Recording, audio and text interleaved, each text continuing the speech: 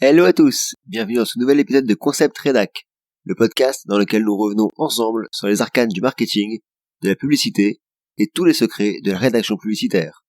On y parle de ce que l'on appelle couramment le copywriting, ou plus rarement en français le métier de concepteur-rédacteur. Au fil des épisodes, vous allez apprendre ainsi comment construire et rédiger un argumentaire convaincant et passer à l'action pour donner un coup de boost à tous vos projets. D'ici là, je vous souhaite un excellent épisode en espérant qu'il vous intéressera. Qui n'a jamais rêvé de trouver une formule magique de la persuasion? Un outil miracle pour convaincre vos parents de vous laisser sortir. Un sort qui permettrait de rallier votre conjoint à votre cause systématiquement. Une technique fantastique grâce à laquelle vos enfants vous obéiraient au doigt et à l'œil. Un moyen de vous assurer que, cette fois, votre patron finisse par accepter cette fichue augmentation que vous attendez depuis 3 ans. Je suis désolé de vous l'apprendre, mais cette formule magique n'existe pas. En revanche, ce dont je veux vous parler aujourd'hui est peut-être ce qui se rapproche le plus. Il s'agit en effet d'un outil très pratique, facile à mettre en place et qui donne d'excellents résultats. C'est d'ailleurs un outil que vous connaissez peut-être déjà si vous êtes vous-même marketeur. Un outil qui vous intéressera sûrement si vous vous intéressez à la vente ou si vous cherchez à développer l'un de vos projets pour lesquels vous devez convaincre des partenaires, des investisseurs ou des bénévoles par exemple. Mais un outil aussi qui pourra vous rendre service dans de nombreuses situations du quotidien. Je veux donc ici vous parler de la méthode AIDA. La méthode AIDA, c'est une méthode qui est très utilisée dans le monde du marketing et de la vente. Une méthode qui est très populaire, qui est ancienne, inventée à la fin du 19e siècle par un publicitaire américain. Alors pourquoi cette méthode est-elle intéressante ? D'abord parce qu'elle est simple à retenir et simple à mettre en application.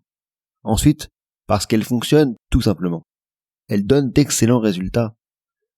Et elle présente aussi l'avantage d'être applicable dans de nombreuses situations. Par exemple, pour la conception d'une affiche publicitaire, pour rédiger un email de vente, dans le cadre d'une landing page, pour récupérer les coordonnées de vos prospects, mais aussi jusque dans la stratégie à utiliser si vous vous appuyez sur des influenceurs, sur les réseaux sociaux. En somme, il y a vraiment de nombreuses applications. À ce stade de l'épisode, vous vous dites peut-être que je suis un peu lent et qu'il serait temps que je rentre dans le détail. Alors venons-en aux 4 lettres qui composent cet acronyme AIDA, A-I-D-A. Pour attention, intérêt, désir et action. L'idée globale de cette méthode est la suivante. Commencez par attirer l'attention de votre interlocuteur, puis susciter son intérêt, provoquer du désir et enfin le pousser à l'action. Une méthode essentielle à maîtriser donc pour n'importe quel copywriter, puisqu'en fait l'idée c'est que pousser le lecteur à l'action, c'est l'objectif principal d'un copywriter. La méthode AIDA est un processus chronologique.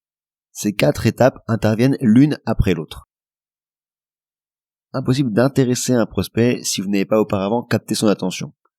Ainsi, si l'on revient un peu plus en détail sur chacune de ces étapes, la première, l'attention, suppose que nous ayons bien en tête que nous sommes tous hyper sollicités.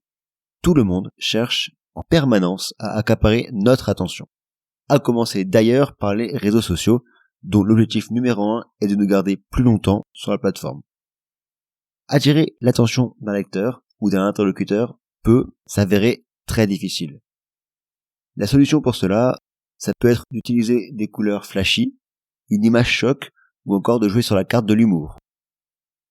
Dans le cadre d'un email de vente, par exemple, cet aspect attention va se trouver dans l'objet accrocheur que vous trouverez pour votre email. Une fois que vous avez réussi à obtenir l'attention de votre interlocuteur, alors déjà bravo pour commencer, eh bien c'est à vous maintenant d'en faire quelque chose. De le convaincre qu'il a eu raison de vous accorder son attention.